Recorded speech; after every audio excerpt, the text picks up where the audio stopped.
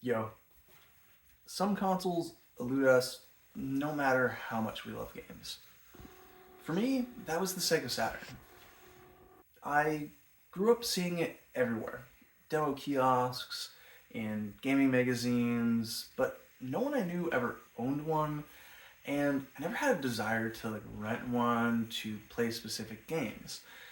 Really, I was kind of waiting for a 3D Sonic game, but ultimately, well, 3D Mario came along, and I really couldn't have cared for anything else beyond PC gaming, which I got into just before getting a Nintendo 64.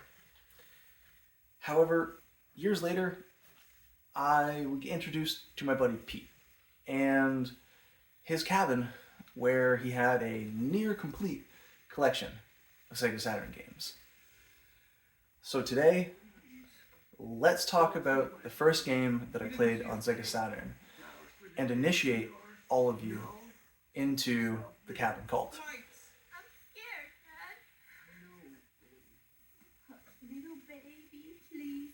And yeah, I can't think of a more perfect game for the Sega Saturn.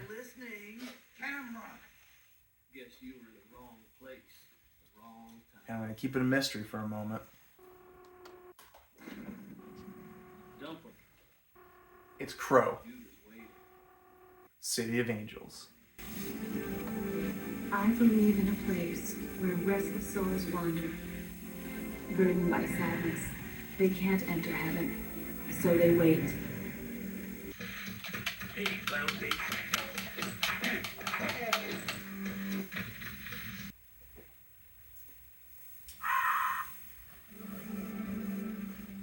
You're wasting your breath, Angelito. There's nobody else. Let me rewind a bit and talk about meeting Pete for the first time. So, I mentioned in an earlier video that Justin, the glue of the early games crew, introduced me to both Jace and Pete. Oh, there's that music. So Pete had, oh my goodness, yeah, I forgot this is tank controls. Oh, it's been a while since I played it. Yeah, so I don't remember what the controls are, and I don't have a manual to look it up. Okay. Oh, there's something in the corner here. No? Alright. Yeah, rewinding back. I ended up meeting Pete through Justin, who had invited me up to Pete's cabin. I'd never met the guy. He just knew that I loved games the same way that Pete did. And so he thought it was only natural, considering the fact that Jace, Paul, Alex were all friends and all knew Pete. So I got invited up and I drove. Oh, he's gonna go pick up the weapon. I guess it's the B button. Cool. I gotta stop saying that. So I got brought up to Pete's cabin, driving myself and Justin up with no idea who I was meeting or what I was walking into. And what I was walking into was something that I couldn't even have imagined before. Especially, well, playing the Crow. What? Okay, yeah, he's getting messed up here. Yeah! Okay, made it past the first screen. Not nearly as bad as I thought it would be. So, as part of cabin tradition, Pete's rule, anytime someone came up for the first time, was to play the Crow.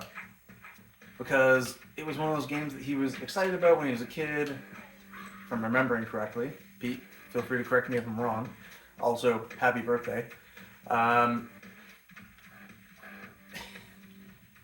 And we well, all sat down for me to play Crow for the first time and play Sega Saturn for the first time, which is, yeah, I cannot think of a better game to introduce the Sega Saturn to someone. The Sega Saturn, in retrospect, could have been a fantastic console in terms of popularity, and I know it's gained its following over the years, primarily with fans of shoot 'em ups, and fighting games, faithful-ish arcade ports. But there's something incredibly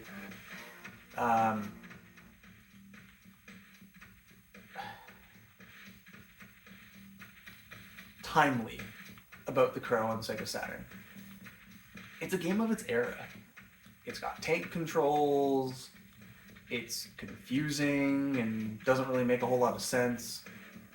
Its soundtrack is both impressive and grating at the same time. And I'm already lost. You can feel that Resident Evil-ish, but not good quality here. Oh, I found 2 more people. I just need to follow the crows. Yeah, let's fight. And this is... Oh, lords. Did I dodge that? Nice.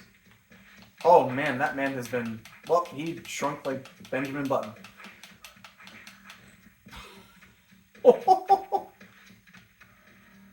Oh, there's a third friend. And so, to really describe Cabin, because it isn't what most people would think.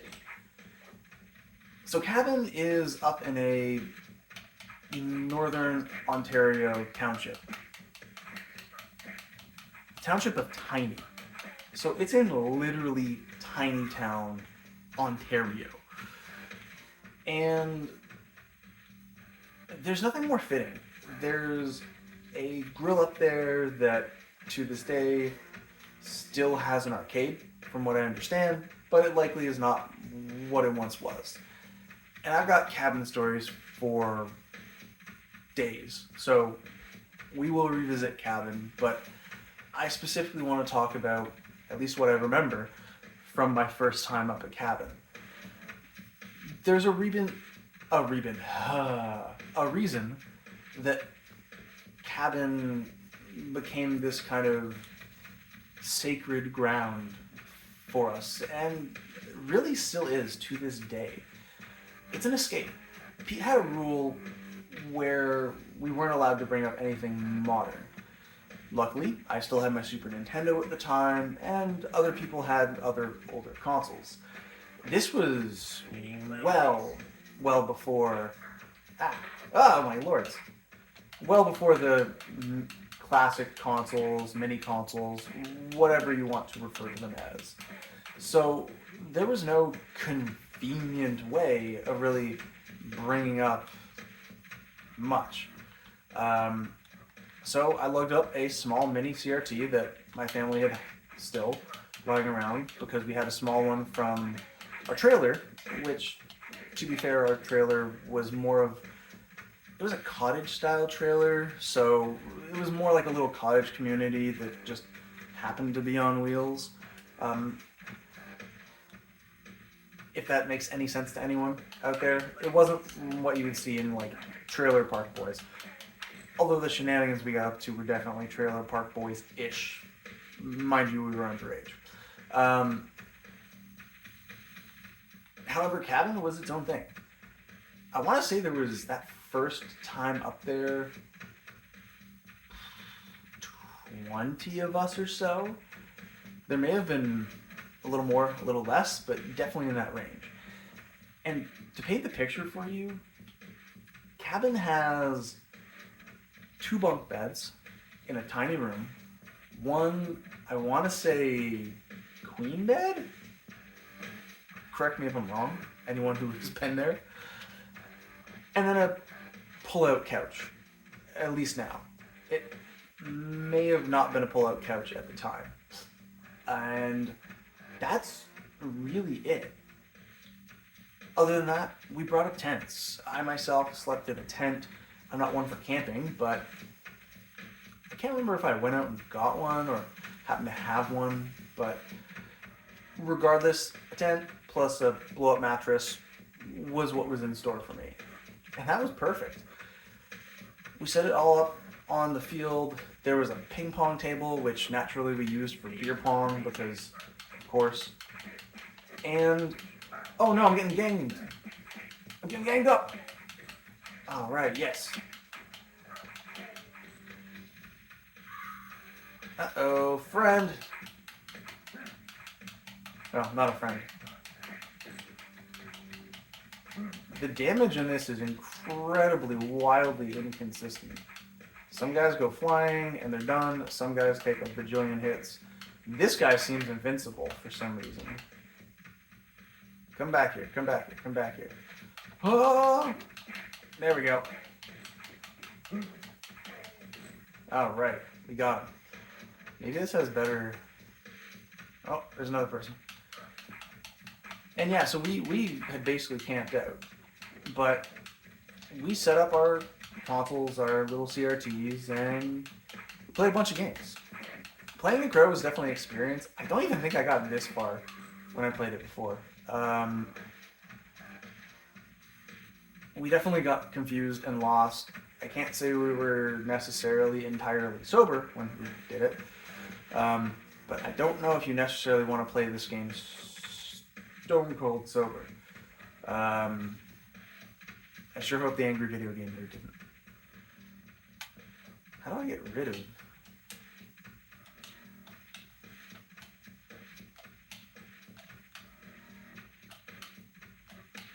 No. Yeah, you push 2 buttons. Sweet. Is it better? Oh, it's A to pick things up. Alright, now I learned a lesson. Speaking of learning lessons, one thing I definitely learned at Cabin was that bad games plus great friends equal an amazing time. And I have this game in my collection for a specific reason. Because I will always remember playing it for that first time at Cabin. And that first time at Cabin was a lot. I remember playing Donkey Kong Country, Mega Man X, just bringing up a bunch of games. And that's really what Cabin is best for.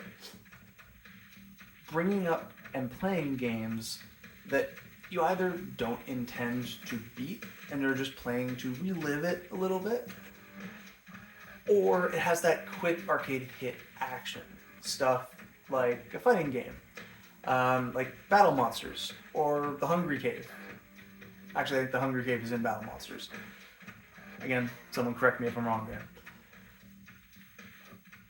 It fits that perfect quick hit, play it a bit, and then jump off and do something else. Go outside, go for a walk, have a campfire.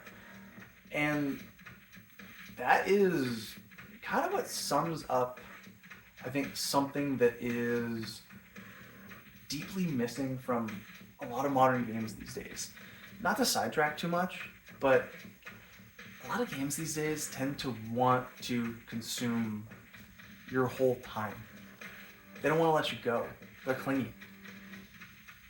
Yeah, it's partly because there's a lot of value to them if you value amount of time. But if you value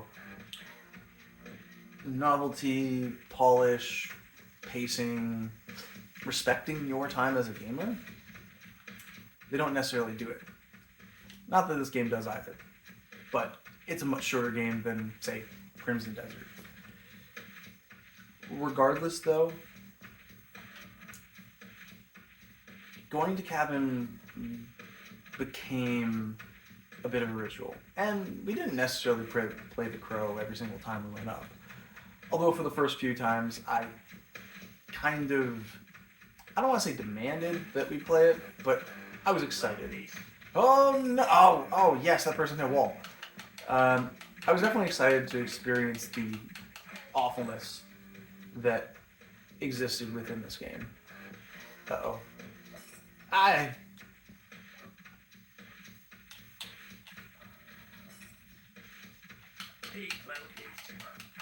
Yes, that line. Hey, clown face. Yeah, I dressed up as the Crow one time, much to my wife's dismay, for Halloween. That was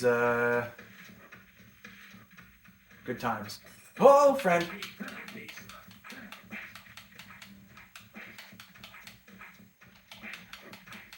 Yeah, cabin. The grill there, Georgian Grill, still exists. And like I mentioned, there's no. Oh my. That lady is gonna have her way with me. Oh! I gotta get a weapon again. You gotta have a weapon in this game. Oh! Watch me as I like tiptoe away. Everyone tiptoes around in this game.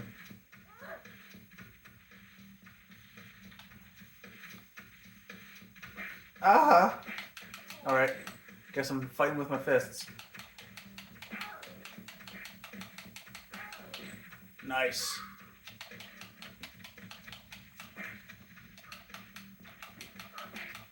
And there's a lot of fun memories with it. Whether it's the time that we won the Deal or No Deal, Skyrim Mountain, or that one random, I think it was Instagram or Facebook post I did where I don't even remember making it, but I was lost. I got separated from everyone else. By that time we brought up the night vision goggles. Yeah, there's a lot of stories. And I'll get more into those in other videos. But that first time at Cabin was truly an eye-opening experience. Because, yeah, at that point in time, I was old enough. I'd been to house parties or over to people's places where there was more people than there should have been. But Cabin, like, I am shocked we did not get the police called on us for a noise complaint. It's a cottage community, and most people up there are going up to relax. I think the benefit that worked for us was we generally went up when it wasn't a holiday or a busy weekend, so we kind of had a little bit of free reign to a degree in terms of making sure that we didn't annoy anyone. Oh, that man has a gun. Or at least I think he does. I'm walking really far away from him now. Or tiptoeing, rather, because no one walks in this game. What even happened there? Did he just... Okay. Why is he not getting up? Why is he not disappearing? Oh. That was an explosion.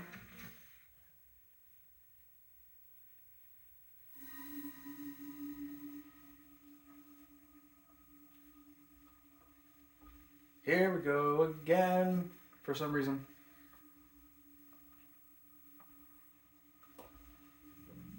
I think I got knocked into an explosion or Now we can never be together. something. You must remain here forever. Womp womp. I'm okay with that. So, I guess ultimately my point is The Crow is a terrible game. And I can't recommend playing it.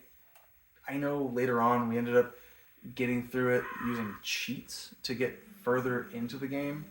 I don't know why one start button press made me start the game again, even though I should have been able to continue. Maybe I didn't get to a save point or something. Maybe I have to beat the level to get to a save point.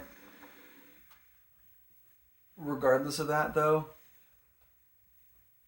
this game will still, similar to other bad games, though I did enjoy bad games before it,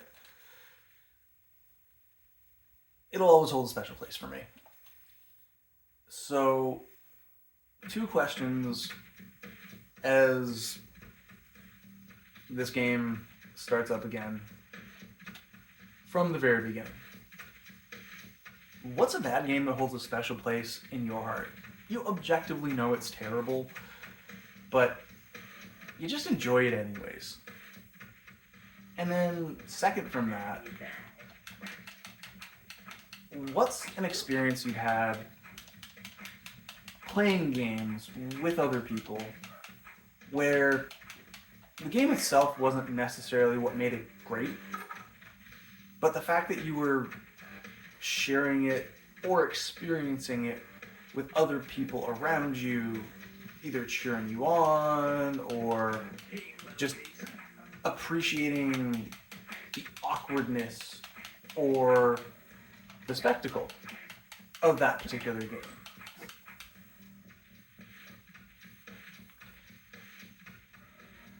I don't think I have the heart to get back to where I got to before, but we're going to find out, or at least I'm going to find out because I'm not going to make you sit through it. And I'll ask you to do one final last thing. Even with something like The Crow. Remember, games are great. Go play some.